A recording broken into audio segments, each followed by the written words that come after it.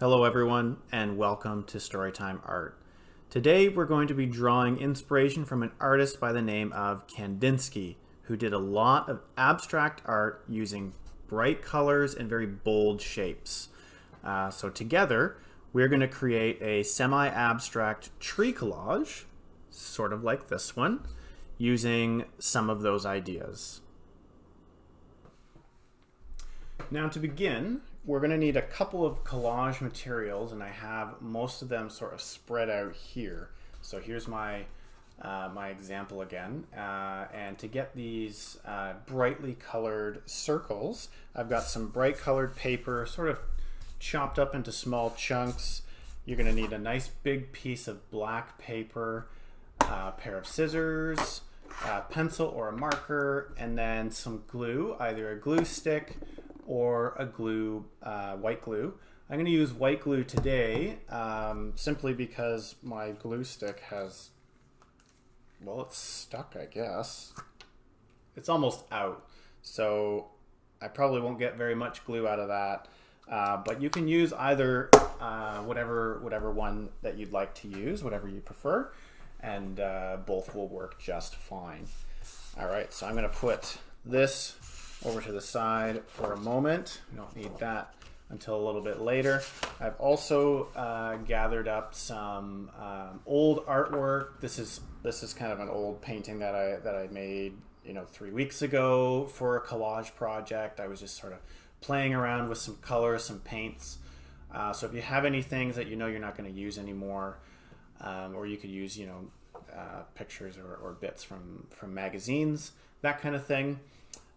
Those work really, really well too. And it's a good way to reuse and sort of recycle and not throw out so much stuff. So the first thing that we're going to do to make this is we're going to make our circles. And they're going to look something kind of a little bit like these. Okay, so you can see I have them all different sizes, lots of different colors. I'm going to put these up here. You can see there's all different ones there. Okay, so first I'm going to choose one color of paper to begin with. I'm going to start, I think, with this nice bright pink, and then maybe I'll switch to this purple and then the red, and then maybe I'll finish it off with some blue. We'll see how big it gets. And if you don't know how to draw a perfect circle and you really want to, it's pretty simple. Just take something that already has a perfect circle on it. You can put that down just like that.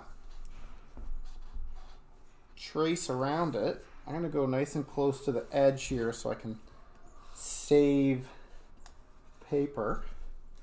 And there you go. I've got a nice round circle. That is, if you want that, you don't have to, by all means, like, not a lot of these are very, very round. Well, they're round, but they're not perfect, so, which I don't think it needs to be. So now I'm going to cut this out. I'm going to go a little bit inside that black line so I don't have that on my final artwork. And if you have a little bit of black line in there, just flip it over, and then you've got a nice clean side on that side. So now what I'm going to do is I want to make sure that my next circle is big enough and not too small. So what I'm going to do, instead of guessing how big this circle is or tracing and doing all that work, I'm going to take a little bit of a shortcut. So I'm going to glue the circle I just cut onto my next color, kind of in the corner there, not over the edges, just kind of nudge it in the middle or sort of in the corner, not quite touching the edges. There's a little bit of space kind of around, however much space you want. Okay. Then I'm going to, with my scissors, I'm going to cut a circle following the line or the outline of my pink circle. And it's okay if it goes, if you want it to go really close, if you want it to go really far, doesn't really matter. And there we go. Now I've got a 2-layered circle. And I've also, since I started in the corner here, I've got, you know, I can make 1, 2, 3, 4, 5. You know, I can cut many more circles out of this piece. So I'm going to save that. Let's see. Now I'm going to put it on. What did I say? The red one. I'll go purple next, because I think the red one's a little bit bigger than the purple one. Okay, so again, I'm gluing the bottom of the whole thing and putting this whole entire thing right down there.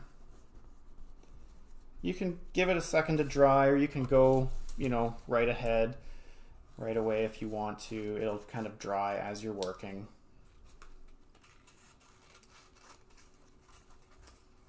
Just cut around. And there you go. Now I've got pink, blue, and purple. Put those aside. And then looks like we can fit this one on our red, which is nice. Now that's going to take up most of it, which is fine. Put some glue on the back of here. Don't need a lot. Stick that right in. I'm going to stick mine right in the middle now. Use up a lot of this red. And basically, another trick to cutting circles is by cutting a square to begin with, and then cutting simply the corners off of those squares, or that square. I could just follow the line, but this is another way to do it. So now I've got kind of like an octagon or a stop sign. And now I'm going to continue just cutting the corners, cutting all the corners off until I have a rounder shape. Not exactly a perfect circle, which is fine. You'll have all this sort of stuff left over. So sweep that aside into the recycling. Okay, and then you have a nice big circle for our tree. And as you can see here, you can make itty bitty small ones, you can make big ones. If you have a nice variety, if you have big ones and small ones, then you can have a really nice kind of variety on your tree. As you know, trees don't have necessarily, not all their leaves are exactly the same size. Some of them are, you know, they're irregular, which is also why it's nice to have shapes that are not necessarily perfect circles, right? Like if this one's getting a bit, this one especially, you can see it's a bit lopsided here, and if we didn't do that, someone didn't do that in the first place, then we wouldn't have an oval, which I think is a great shape.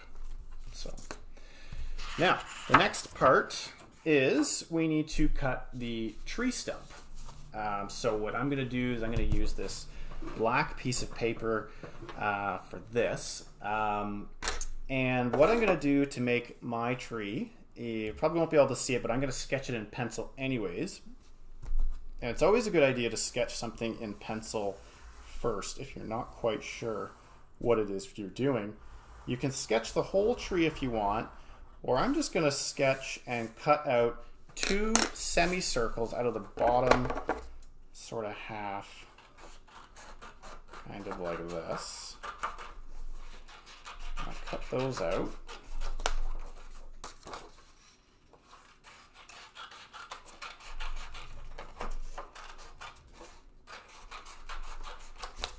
Okay. I'll save these for something else later, I think.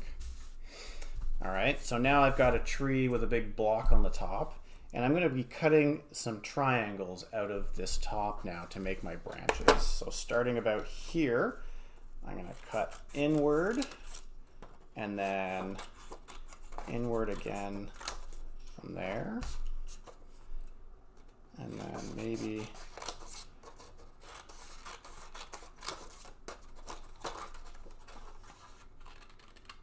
kind of like that. Okay, now I'll go over to this side. Cut a big triangle out of that side. Maybe I'll cut a little bit like that. This one, cut that a little bit shorter. Okay, so I'm mostly cutting little triangles well, little or big triangles out of my tree, out of the black paper, and it leaves you with this neat looking kind of branches. It's just kind of an easy way to cut branches out. Maybe I'll cut that one kind of like this. And you don't have to be too detailed with this part because you're going to be covering up a lot of these branches already anyways. Again, I'm going to save these. I might use these for something else, like maybe, I don't know, maybe a collage with triangles or something like that. And if you want to at this point, you know, maybe this one's kind of bothering me, so I'm gonna snip a little chunk off there. And it kind of looks like there's a letter Y there, which is kind of a nice thing to think about when you're making tree branches. Having V's and Y's in your tree makes it look a little more realistic. So if you go outside and look at a tree, try and see how many V's and Y's you can find in the tree branches. Now, if I want to get extra fancy, I can go to the bottom, and I can do the same thing a little bit in the bottom here to make tree roots. Again, I'm just simply cutting triangles out of the bottom, just like I did at the top. Although this one, they're going to be shorter and stumpier because these are the roots. All right, so we're just about ready to assemble everything together. The last thing we need, if you want it, is perhaps the ground that our tree is going to sit on. So I cut a piece of paper like this. You can use whatever you like. You can even make a whole background if you want. So I'm going to glue this one down first because it's going to go on the very back. Just a quick little bit of glue there. Then I'm going to glue my tree down. And you can take, you know, more time and more care doing this. I'm just doing it kind of quickly so that you can see the process. And I'm going to put it not sitting right on top, but like kind of overlapping the ground a little bit there, so that it looks like it's sort of planted in the ground here and growing out of the ground, which is kind of cool. Okay. Now, I really like that Kandinsky would draw and paint trees and things kind of how he thought they should look, or how he liked using colors that he liked. Like maybe you like to do trees, but maybe you don't like to use green for the leaves or brown for the trunk. Maybe you like to use black or purple or pink or red or whatever. You can absolutely do that, and I really like that Kandinsky did that because it shows us that we can kind of make whatever we want. All right, let's get this so that little rascal stays down. There we go. Okay, now I'm going to start assembling my my circles that I've made. I've got 1, 2, 3, 4, 5, 6 here. And I'm going to sort of arrange them around until I'm happy. So maybe I want it to be there, and maybe I'll put the little, they can overlap if you want them to. If you see a branch sticking out, maybe put something up there. Okay. And you can just kind of, you know, if you're happy with that, great. If you're not, before you glue it down, you can always kind of rearrange them a little bit until you are absolutely happy with the way that your tree looks. So I think I'm going to put this one here in the middle. A little bit of glue on there. Pop that one down. And do this one maybe right there.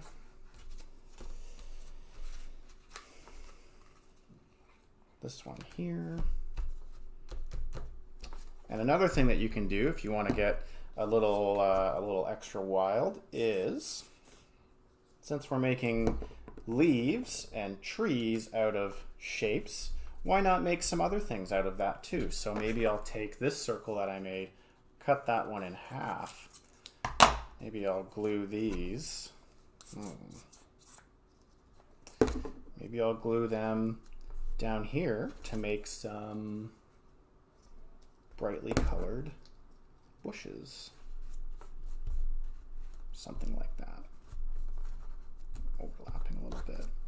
And maybe this one can be a little sun or something like that. Or maybe it's a planet. Maybe we're in space because the tree looks all funky colors.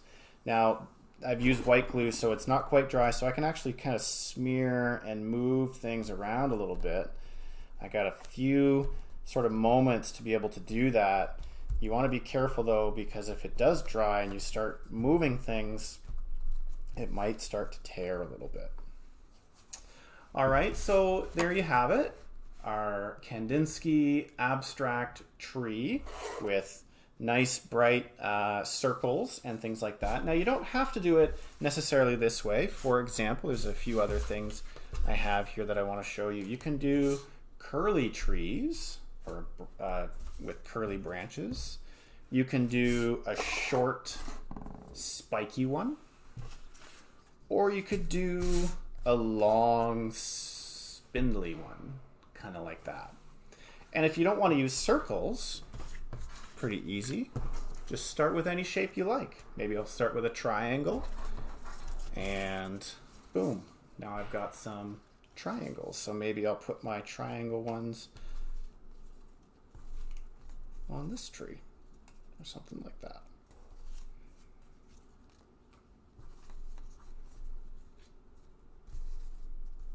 There.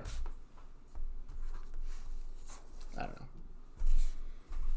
All right, so have a crack at it, and please, if you make some artwork, we love to see what you make. It's super encouraging for us to see people making things, and it's always so wonderful. So if you make an artwork, you can post it on Facebook or Instagram, tag it to us, and then put it.